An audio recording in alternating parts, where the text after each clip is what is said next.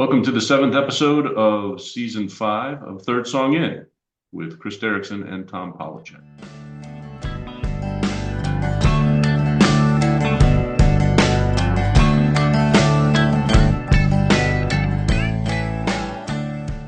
We're talking about terrible songs by otherwise great artists.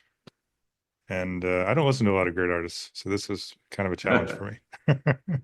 Although, by way of correction, I think looking at the outline, we end up talking about just terrible art by otherwise great artists and not just songs. We started this out talking about music, you and I, but I think we both ended up opening it up a little bit. Wait a second. You do a script for the show? Well, it's more of a general outline. Maybe I should find that and read it. So our topic is basically misfires, right? Just people who are really good at their job, who every once in a while put out kind of a clunker. I actually respect that because that means that they're trying, and that it also shows everybody's human so that, I don't think anybody's got a perfect record when it comes to art. And of course, it's so subjective that, that's the other side of the coin. Is something that someone else thinks is terrible, I may love, and vice versa.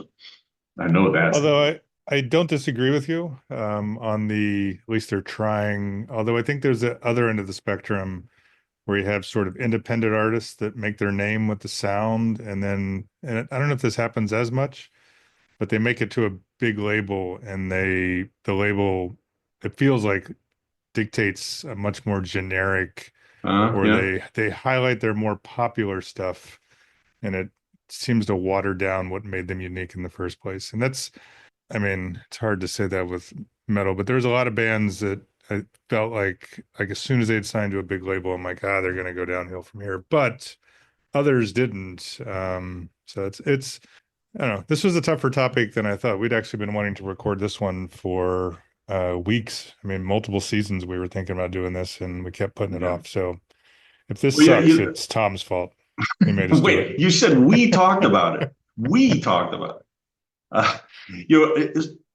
I'm trying to decide whether I need to refine what I said about giving them credit, because I do respect that artists just they keep plowing forward and they create stuff, but there are also, I think, those people who either don't edit themselves at all, or don't recognize that some stuff, although they may have put their heart into it, probably doesn't need to go out to the public. Because I think Dylan is probably one of those people, or was at a certain point, where I think he just thought every single thing he ever did was a masterpiece, and he just put it out there, all of it. And he's got albums full of kind of mediocre music, even though I happen to think he's a genius and his best work is better than practically anybody on the planet ever. So it does also beg the question of whether they have someone who talks to them and says, I don't know about that one, But if you talk about like movies, for example, it takes so much time and work and so many people when you put together a film that sometimes they just have to put it out, because otherwise, why did they do everything? Writing a song and even recording a song can be pretty straightforward and pretty inexpensive is probably not the right word, but if you're doing a film, especially a feature-length film, you're talking about very least dozens of people and usually hundreds of people that are involved in the process. So you got to at least send it out, I think, and see what happens. I only bring that up because we end up actually talking about a number of films today, I think. I did think of some music, and I think we'll both end up talking about some music later on down the line here. But the first film that kind of popped in my mind was a movie by the Coen brothers, who listeners to this podcast will know I'm a huge fan of. Joel and Ethan Coen have made some of my favorite movies of all time. They've made many films that are highly acclaimed and have won awards. And they also made The Ladykillers, which came out in 2004. It's one of, I think, only 2 remakes they've ever done. Or I should say 2 films. Yeah, they're remakes, but definitely films, written by other people that they've shot themselves. The other will come to me. But the Lady Killers apparently was it came out in 1955. I think it might have been a British film, but it was considered a classic black comedy, dark humor kind of thing. Their version had a great cast, including Tom Hanks, and it, in my opinion, is an awful film. It's not an awful Coen Brothers movie. It is just awful. It's just not really, it's not fun to watch. Tom Hanks' character plays this Southern gentleman. It's it's a heist movie, is what it is, with a big ensemble cast, and it just doesn't work at all for me. And I always found it, and for me, I've always just blamed it on the fact that they weren't using their own material, and that the Coen Brothers are better suited for doing their own stuff as opposed to doing somebody else's. No, I agree. I have seen, well, at a certain point, I don't know if I can still say it. I'd seen every single Coen Brothers movie, and I distinctly remember being disappointed by that one. It just didn't feel like one of theirs. But the main point you made there is they do a lot better when it's their own stuff. Yeah, yeah. Although the one I was trying to think of is True Grit, and oh, yes, that's True a good Grit. movie. That's a very good movie, and a remake of a classic movie, classic John Wayne movie. I've watched the original. Don't really like the original because I'm not a giant John Wayne fan. But that movie, and it's just what you said. The difference is that it feels like a Coen Brothers movie, and I bet you, and I didn't watch them very close together, but I'm betting that the script is very different for their version than the original, and that was how they were able to add their own stuff, and perhaps Lady Killers was a little bit closer to the original script when they made that movie. So I'm going to move over to music because that's what I do better. You can keep talking about movies when you want. But you highlighted one album that I remember not liking at all. And we've talked about this artist in previous episodes, that how consistently good he was, which is John Hyatt. Yeah. But Little Head was, everything about it was bad, including the horribly juvenile joke. Like, I usually appreciate, juvenile humor, but he has his head coming out of a zipper. Yeah, on the album cover, right? On the album cover, Yeah, which it's is crazy. like, oh, I don't get that at all. What does that mean? And then the song Little Head is not good. I mean, it's just a really weak album, and I'm not sure what Yeah. he was going through at that time because he recovered nicely. I don't remember. I can look it up. I mean, I think maybe Crossing Muddy Waters was right around Was that that? same time, before or after. I'd have to look, but that's one of my favorite albums of his, and it's a more recent one. Yeah, I love that album. Yeah, but Little Head, you looking up? I'm trying to look. Yeah, so Little Head came out in 1997, and which was actually, yeah, it was before Crossing Muddy Waters. This is weird. This is not chronological, the list I'm looking at, but yeah, Crossing Muddy Waters was 3 years later and was 100 times better. Oh yeah, at least all of our artists, and I'm gonna probably make you happy because you knew this. I had a hard time picking a bad song by Bob Seger because he had a stretch where he was just making bad albums. I mean, I feel like there's one, It's a Mystery, which was I think 1995, maybe. Yeah, 1995. All the way back to 86. Like a Rock felt like I mean, like the song Like a Rock became a staple for some Yeah. Chevy commercial or something. And it's an okay song. I mean, it's catchy, but that whole period, there's a decade or so where he was just making pretty lousy, overly pop, like trying to make overly pop music, and it wasn't good. So that was hard because you and I were nonstop competing who was better, Springsteen or Seeger, and Springsteen was crushing Seeger in that time period. Yeah, it did seem like he was just trying to crank out albums for the money, to have something to tour behind. And back then you didn't see a lot of bands that could tour kind of on a greatest hits approach like you can now. The Rolling Stones could tour right now, make $1 billion and not sing a song that's less than 30 years old. But back then you had to come out with an album if you wanted to tour, and it seemed like And who knows? He would have gems that were in those albums, but I Yeah. agree there was a long stretch where the albums themselves weren't very good. And Like a Rock is one of those I can't separate it from the commercial now. So I think it's awful because I'm so tired of I got so tired of hearing it in a commercial. It's probably a better song than I give it credit for, but man, that was to me that is a good example of kind of a bad piece of work by a guy who I love. When he's on, man. So his good songs are fantastic. So does Springsteen have a clunker that you You know, I believe I tried to find one, and even his, an album average for him, I think is still. So the first thing I thought of was the album Human Touch, which came out in 1992, and because he put two out like back to back, I think, and that was one of his Lucky Town and Human Touch both came out in 92. And I didn't love them when they came out, but I will say that I went back and listened to Human Touch probably a couple of years ago, and it is actually really good. Like it's much better than I realized as an album. Lucky Town maybe a little bit less so, but still probably better than almost anything, in my opinion, better than anything that came out that year. It was really really good. And I'm trying to look through his discography now. In the last 5, 10 years, he put out a cover album that I don't think is very good, but I also don't really count that because he was trying to pay tribute to his influences. It was like lots of Motown stuff and songs I like, but I think the original artist did better. In '09, he issued Working on a Dream, and that's for him not particularly good, but it was probably still one of my favorite albums of the year. So I couldn't find a huge clunker. There are probably individual songs though on those albums I just mentioned that I didn't go back through and listen to that probably are, if not horrible, not really up to his standard as far as I'm concerned.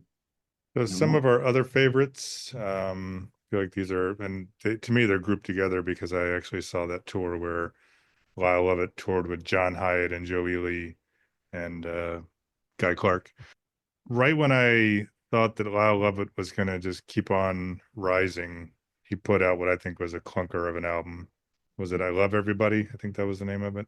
it was, yeah, that's exactly what it was. And I agree. That was right when I was just in love with everything he did. I I know he think was just like crushing it. you introduced me to La Love probably about 3 or 4 years before that.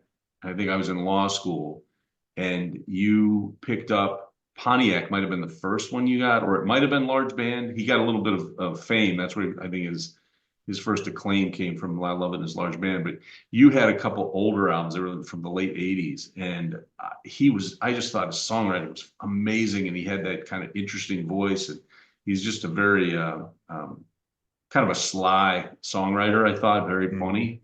And after you introduced me to him, between us, we got every album that he had already issued, and every time something new came out, that album, I Love Everybody, came out in '94. So I think I had just moved up to this area. I graduated law school, worked for a little bit in Missouri, and then moved up to Illinois. And I was so looking forward to that album. And it's just not really very good. Like it seems like he said, "Hey, I write a lot of songs. Let's put out an album that has the top 12 weirdest songs I've ever written." And that's what it is. Like looking at the list of music that there was a song called Skinny Legs, Yep. and he was singing about I think he was singing about himself with skinny legs, but it was a guy with skinny legs. I couldn't decipher it. There's a song title called Fat Babies. It's like it looked like he just reached out and said, "All right, we're gonna put all these bizarre songs all together and we're gonna throw them out as an album." Yeah, it didn't work.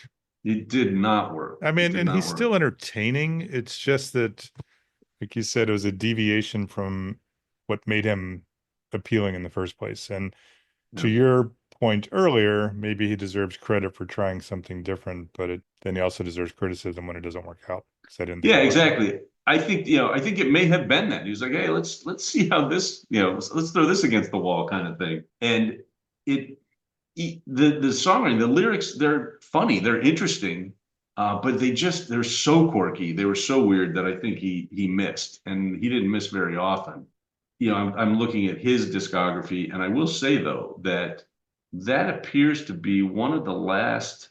He did the Road to Ensenada in '96. So I Love Everybody came out in '94. Road to Ensenada came out in 1996, and Step Inside This House, which I think is a fantastic album, came out in 1998. And both those were much, much better than I Love Everybody. But after that, he kind of stopped. And as I understand it, he had a real issue with his record company.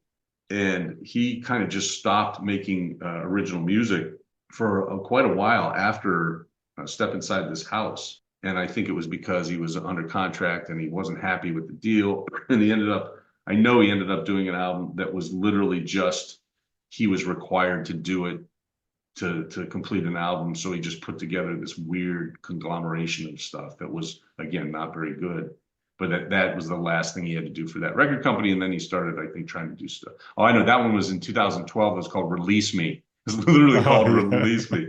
And it was just kind of a weird collection. That's also kind of weird. I like that more, oddly enough, than the one we were talking about. And that's the caveat here is there are a variety of reasons that someone might come out with an album that's different from their material. It could be trying something new that doesn't work. It could be record label troubles. I remember Uncle Tupelo, I'm gonna get the dates wrong, but their acoustic album was also like a record label deal. The record label wanted them to put out, I think, more pop stuff, and they basically flipped the record label off and did that album of all acoustic stuff, including some covers of classics. Yeah, it's March something. Yeah, March something March something. 16 to 20, 1992. Yeah. Oddly enough, that I love that. And I love that. I love that album. That's like my Yeah. favorite album. So it can go, I guess what I didn't finish my thought was it can go in either direction. You can flip your record label off and say, we don't care. We're just going to put out, we're going to fulfill the obligations and put this album out. And I think that was one of their best albums that actually propelled them to a lot of their fame as the progenitors. Is that the word I'm looking for? Even if it's not, I'm just going to make it up. And I think that works. for Americana and the No Depression sound. Other times, the flip off to the record labels doesn't work so nicely. And I'm trying to remember, might be Lou Reed or somebody who they'd had to do one more album for the record label and they wouldn't release them. And they basically just set up this feedback system in their living room and they recorded this. Like it wasn't supposed to be anything. And they were so famous for being cutting edge that it became a big cult album. All it was just like noise. Oh God. I'll have to look that one up. Yeah, So you go from that to what I think is a classic album by Uncle Tupelo with just flat out acoustic when the record label wanted them to be a little bit more pop. yeah, that was definitely the Lyle Lovett thing. Although I don't think that's an excuse for I Love Everybody. Again, if you look at the timing of it, I Love Everybody was a lot earlier than that Release Me, but that may have been where the trouble started, as far as I'm concerned. And he may have been sending a message because that was a weird one. But in my very limited research, I was trying to see what TV shows might come into that. Kind of a branch from our discussion of the guys who create prestige TV, for example. And there's a guy named David Milch who created Deadwood, which is a show we talked about when we were talking about some of the best, excuse me, some of the best prestige TV. And he also created Hill Street Blues and NYPD Blue. And I didn't know this, but he did a spin-off of Hill Street Blues starring Dennis Franz, who played, what was his name? Bunce, Detective Bunce, who was a really interesting character in Hill Street Blues. And he did a spinoff called Beverly Hills Bunce that came out after Hill Street Blues ended. And it was him going to LA and becoming a private detective. I wish I could tell you that I saw it. I've never seen the show. I was shocked to see that Franz was willing to do that, but obviously he was trying to cash in on the character from Hill Street Blues. But it gets horrible, horrible ratings if you look it up online. So even David Milch, who I think is a phenomenal, creator and writer of television, even he can come up with some clunkers here and there. Well, and doing some really quick research too. I mean, that's some fertile ground right there, is spin-offs of like Mm, bad spin-offs of really good TV shows. Three's a Crowd, which was pretty. I forgot about that. I've recommended Three's Company. I think there was a Joey show after Friends. I could be wrong about Yes. that. I think you're right because eventually that actor did a like an HBO show that was really good. But I Yeah. think you're right. They either did it or they were planning to do it. And then And you had then talked about Aftermath just a couple episodes yes, ago. I think we talked about Aftermath, which and I don't remember ever watching it. I think I might have seen an episode, but that didn't last. I didn't even know this one was a spinoff, but apparently there was The Golden Palace, which was a spinoff of The Golden Girls. Yeah, I didn't know that either. That didn't go over well, I don't think. All right, enough of that. So, one last artist I was going to talk about who might fall into his own category, and this is sort of where I went with my playlist pick this week, is someone who you think's going to be great, and then they just go into a serious divot, bad place, let's just say. M. Night Shyamalan. I know I'm Shyamalan, probably yes. Shyamalan. Shyamalan. I'm guessing that guy's rarely gotten his name pronounced correctly. But he started out so strong, and now any movie he puts out, you just expect to like suck. And you're like, and Yeah. you expect the concept to sound awesome, and then the execution of it to not be good. And I don't think he's broken that streak, but I don't know that you can start any better than The Sixth Sense. I mean, that was one of the greatest maybe not greatest movies, but for its genre, it was certainly fantastic. It surprised us all. I mean, others weren't too bad. I thought Signs had some potential, and who was the one, Bruce Willis, who couldn't die? Yeah, Unbreakable. Unbreakable. I thought Yeah, there was some. No, go ahead. I was going to say his run because Sixth Sense was 1999 and Signs came out in 2002, and that run of those three movies, I think Signs I didn't like as much, but it did well in the theaters, and it seemed to be at that point he seemed to be making different movies each time, even though they did have the little the ironic twist at the end, which was what Sixth Sense was all about. It wasn't so obvious that that's what he was doing, but then it did feel like that's what he was trying to do, or that's what he was doing to try to satisfy his fans. And he did put out a bunch of poor movies starting in 04. He did The Village, which is awful. He did Lady in the Water, which was based upon a bedtime story he made up for his kids. That came out in 06. He does seem to have had a little bit of a resurgence recently. Yeah. But he kind of seems to stay primarily in the horror genre now. So I don't really watch much of what he's done as a result of that. That reminds me, and I don't know, I'll be curious where you think it falls, because I used to watch all of his movies. I'm gonna forget his name. Robert Rodriguez, Shark Boy and Lava Girl, a Yes. story that his kids made up. When I watched it, I thought it was horrible, but my kids still loved it. I mean, and we watched it multiple times, which was painful. But I feel like some of his movies, especially his adult movies, which were the Antonio Banderas ones, and Yes, he did. One of my favorite movies of his is Desperado, which was the yeah, one with Desperate. That's what I was thinking yeah. of. Yep. And then of course he did Spy Kids, which I thought the first one at least was really great. Robert Rodriguez is one of those guys like Tarantino that people really put up on a pedestal as being one of the dominant forces in indie filmmaking, kind of primarily in the 90s. And he started with El Mariachi, and Desperado was part of, I think, a trilogy that included El Yeah. Mariachi. And then he did make kind of a turn into like kids movies in the Mm-hmm. middle of that. And they, like you said, those are really, really popular. And I remember my kids liked them too. That we watched a ton of that stuff. All right. Any closing examples that we didn't cover here? No, I think we've got some stuff to talk about in terms of our playlist. And yeah, I think now is time to discuss our recommendations. This season, we're trying anyway, doing our best to make a recommendation from a specific year in the decade of the 80s. This is our seventh episode of season five, and our recommendations this year are from 1987. And I am going to recommend a film. We try to connect these to the theme, and this, I don't know if this really counts so much, but when I saw that this came out in 1987, I thought it would be really fun to recommend. There's a film called Angel Heart, directed by David Parker. And the reason I think that maybe it's kind of horrible art by great artists is it had a great cast. Mickey Rourke, Robert De Niro was in it. He was the villain.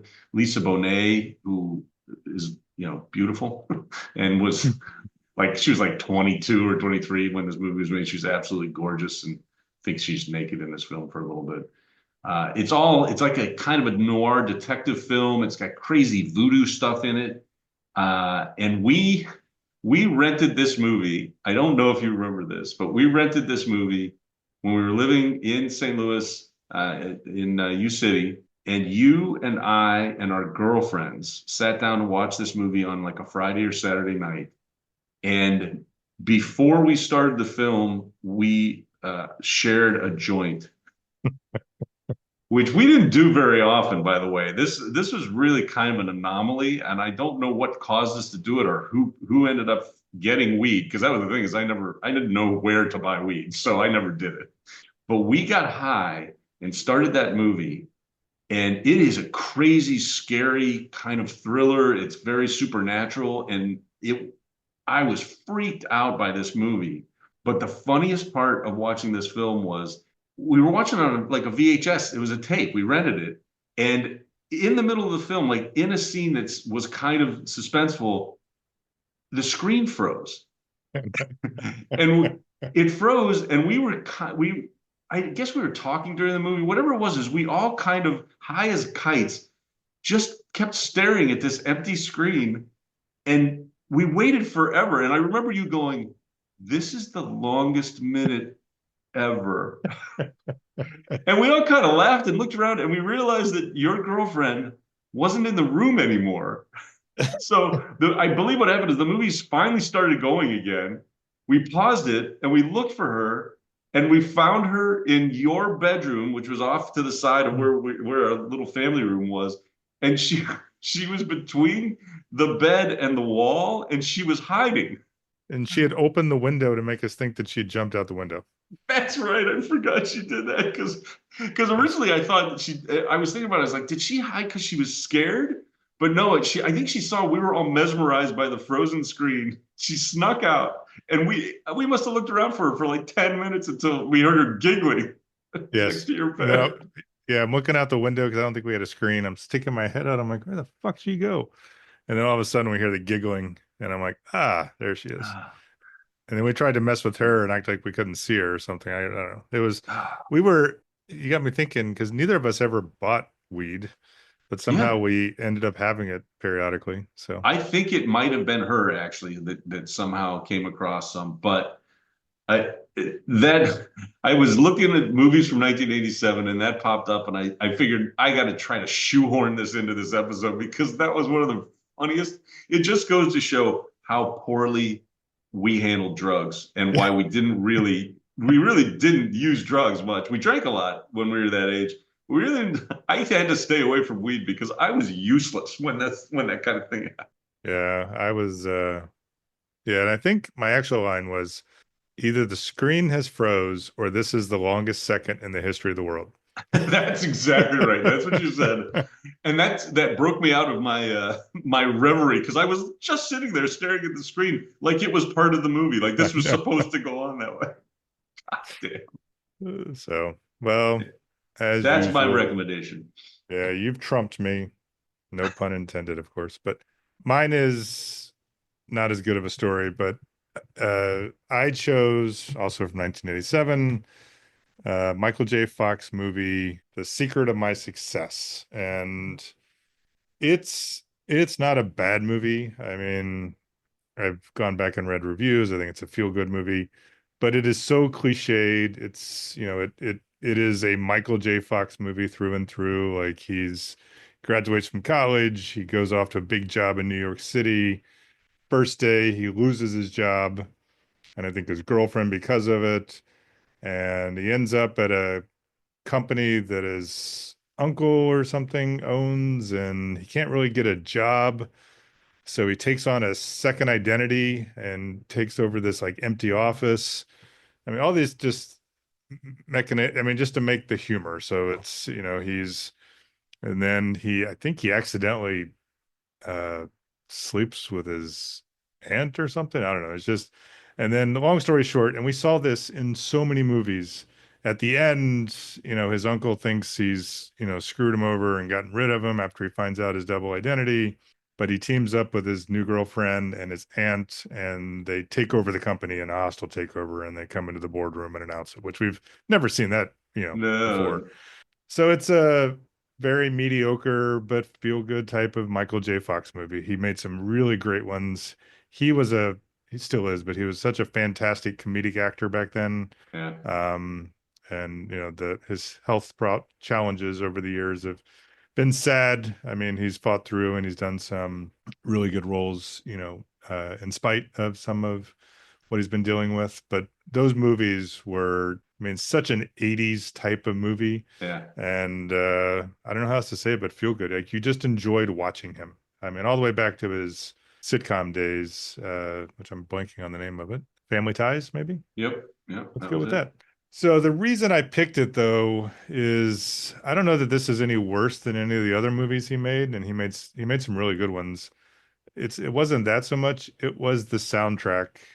The secret of my success, the lead hit, the lead song, the title track of that soundtrack was done by Night Ranger. And There it is.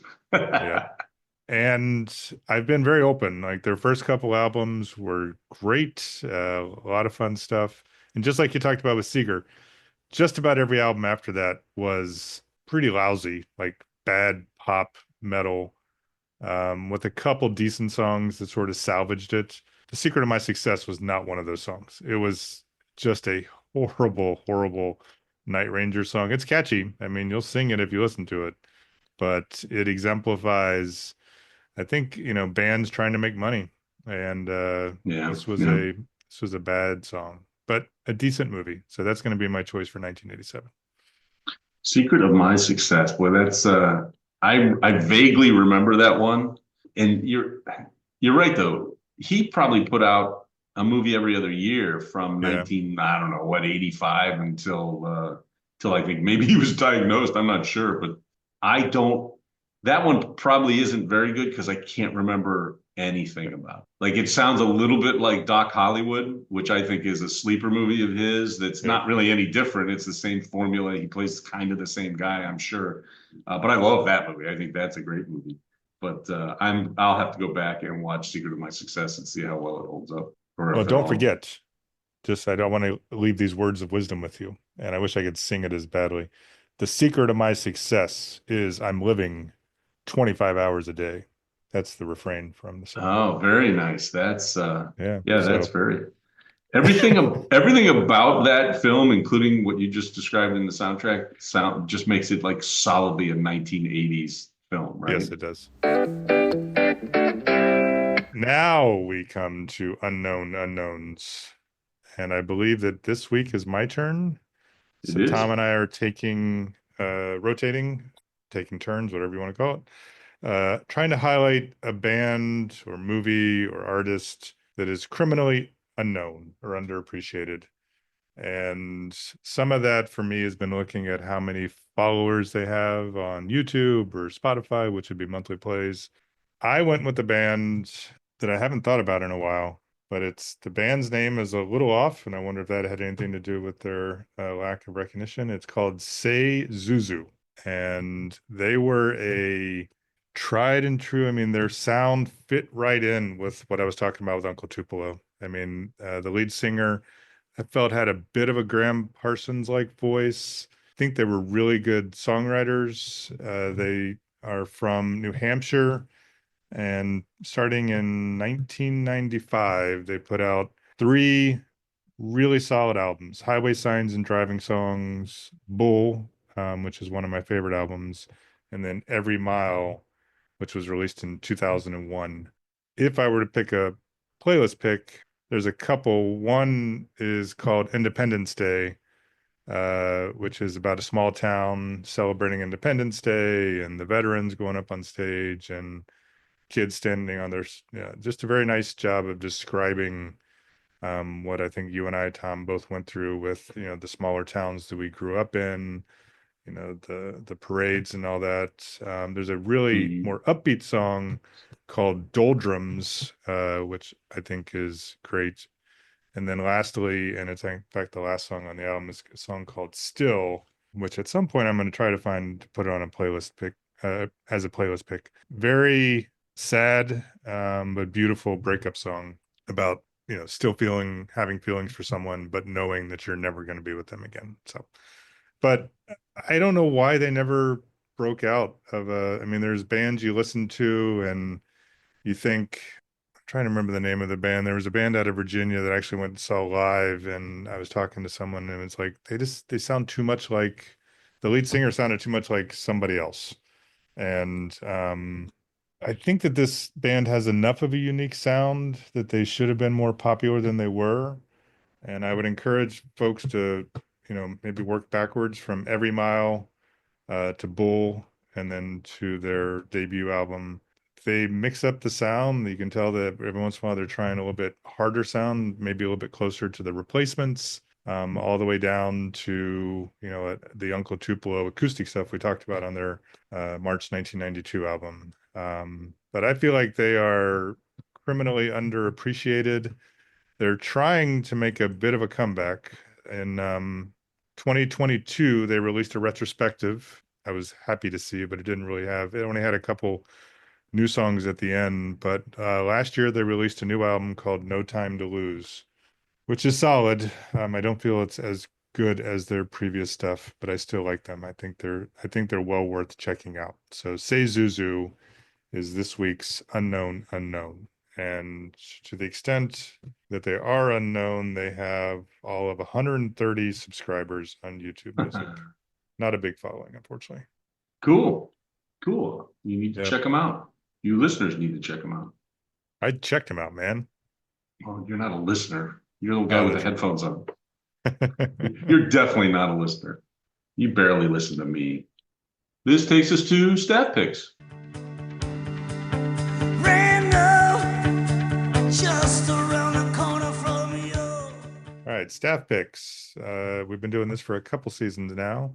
This is Tom and I's attempt to recreate going into the record store on Tuesdays or to the video store, Blockbuster, on a Friday, and seeing new releases, especially those recommended by the staff, because we might be going into the store to find a specific artist or album, but every once in a while you check out the board and we'll maybe want to see what Bruce recommended this week. And then if you like Bruce's recommendation, you go back and see what Bruce recommends next week.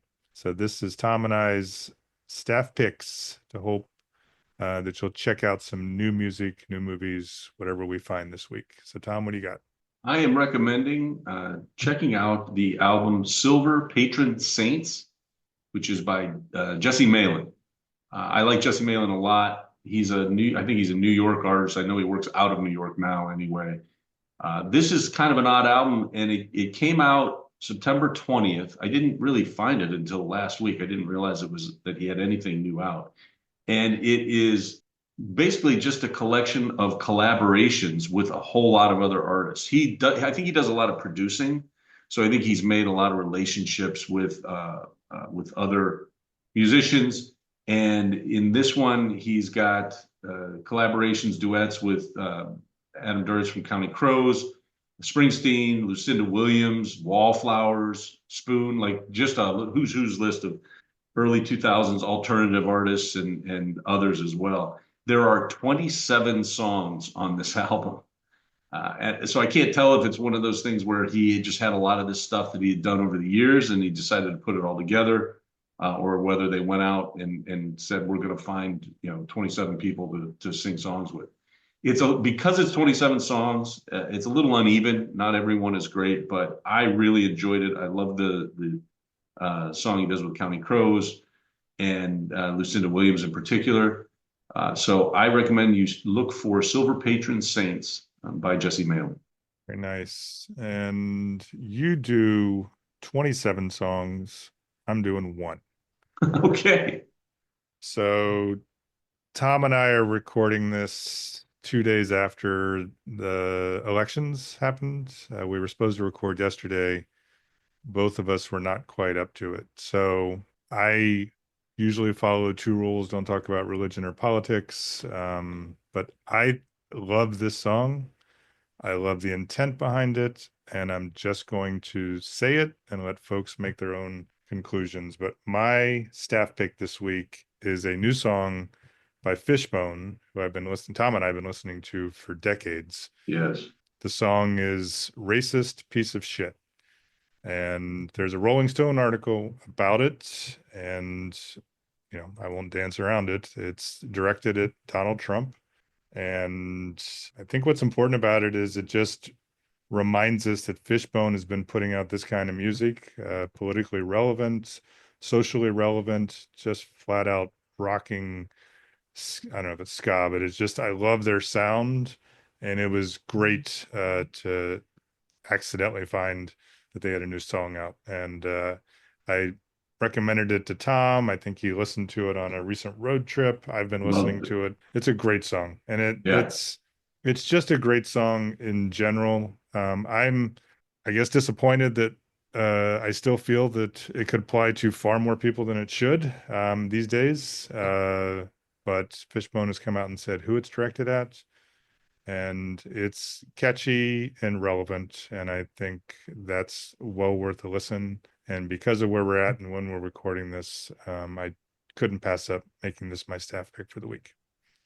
Yeah, I listened to it. I loved it as well. I thought they had packed it up completely. I don't know when the last time is they put out a song or an album. Yeah. But this was just classic, excellent Fishbone. If Fishbone is you're right, kind of a weird combo band of ska and rock and alternative. And I've always liked them, and this one is definitely worth going on the list. I'm 100% in agreement. And back to that, I mean, the albums that I remember us listening to were the late 80s. I mean, we're really close to 1988 was Truth and Soul, which I think it's their best album. Yeah, I agree. 91 they put out, I think it was called Reality of My Surroundings, which is also a solid album. But yeah, it's been a while, and I was Well, thinking don't forget the soundtrack to Tapeheads. Oh, yeah. I think that's where they really gained their fame, was the Tapeheads, the John Cusack vehicle from, I don't know when the hell that was, 88 maybe. But they're a fun band too. They really are. They're not just serious, always social commentary. They're a lot of fun. But this one is serious social commentary and also a really good song. Yeah, they have some upbeat stuff. Everyday Sunshine is a really great, upbeat, positive song. But yeah, check it out. Racist Piece of Shit.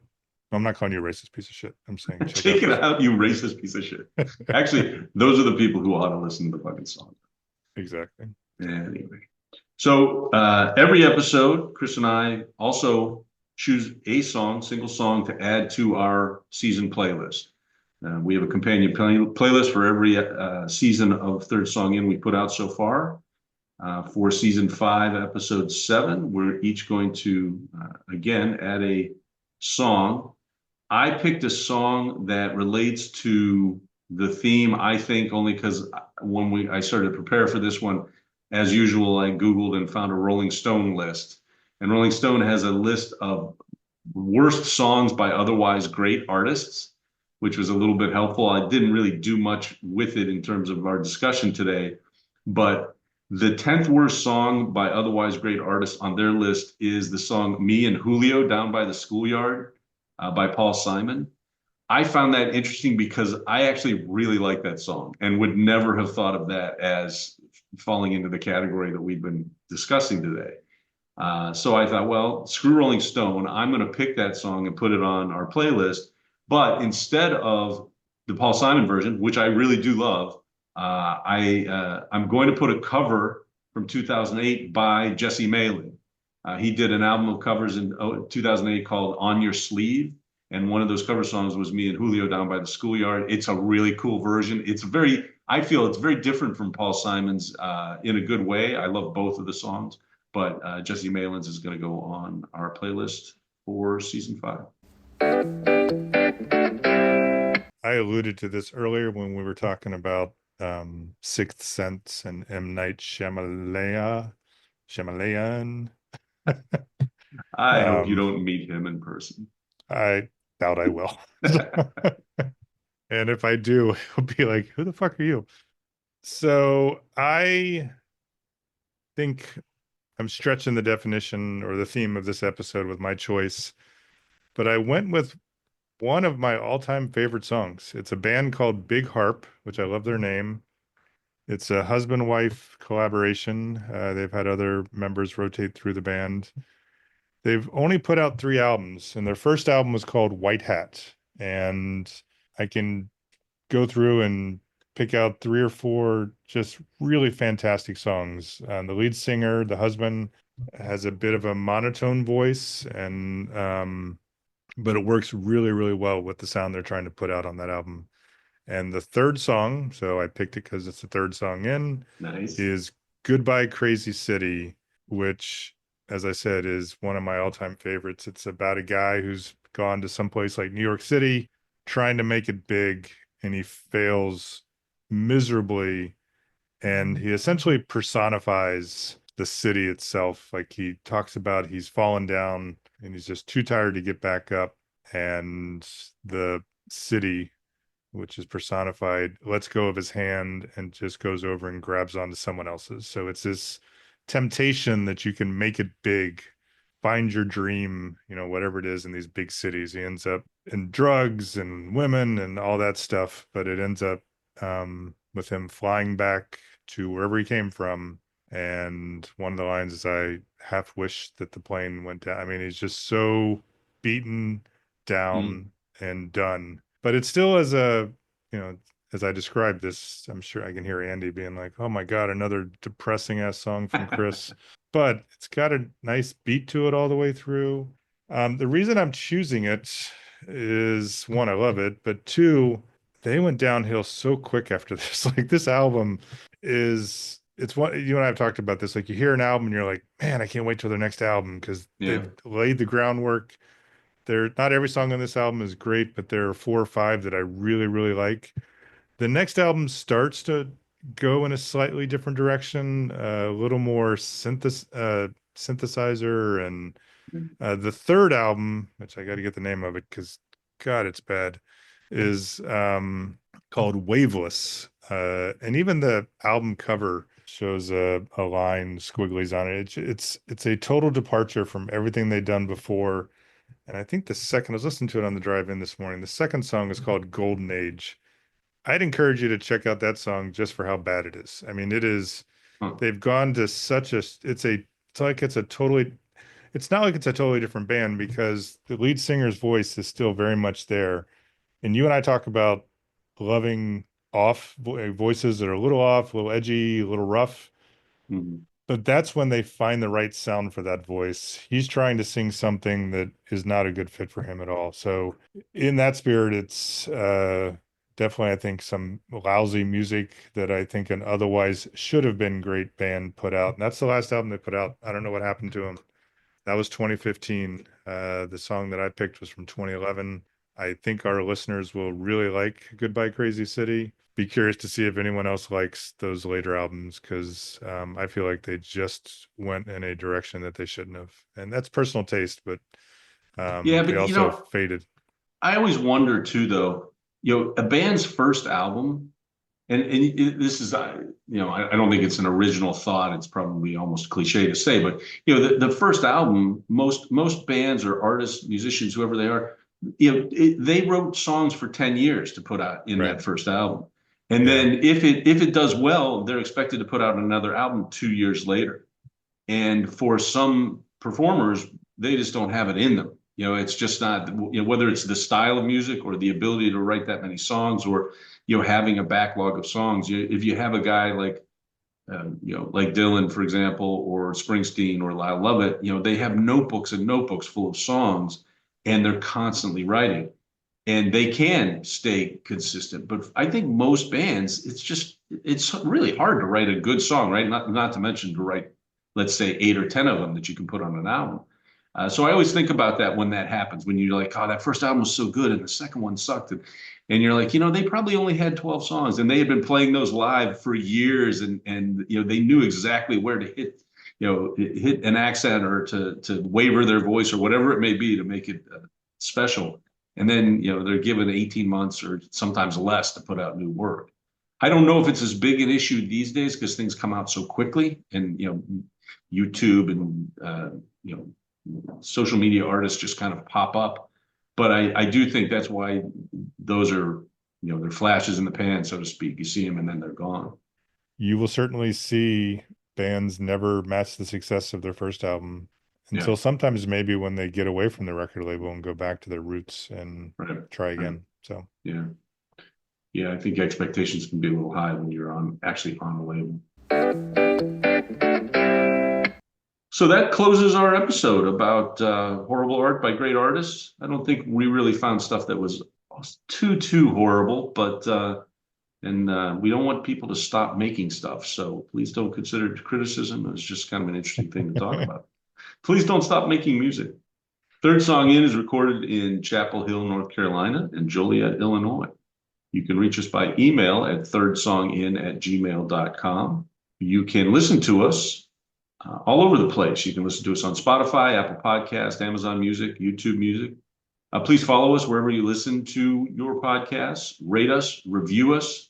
Written reviews make a big difference. Give us all of your stars. And please tell people about the podcast. We'd like to reach more if we can. We'd love to. And we also have a website, thirdsonginpodcast.com, putting up new material every day. Just releasing a new blog from Tom's son, Tommy. They become some highly acclaimed guest writers for us and very impressed with the quality of their writing, much better than some of the stuff I've been putting out. And they also bought me a week before I have to put out another. I was going to say, more importantly, they give us more time. Exactly. So thank you, Tommy and Jake. In addition to blogs from us and guests, you can access the podcast directly. We put up links to material from the various guests that we've had on the show. Check that out. And we'll have all of our playlist picks, our staff picks, and our recommendations on the website. Anything else you'd like to see on there, you can email us directly from the website. You can also email us at thirdsongin@gmail.com. We also have a Facebook page. We try to post links regularly to the episodes, to our blog entries, as well as a photograph or other type of link here and there that relate to the friends of our show. It's a good way to communicate with us as well. You can always message us through Facebook. This has been Third Song In with Chris Derrickson and Tom Polachek. Thanks for listening.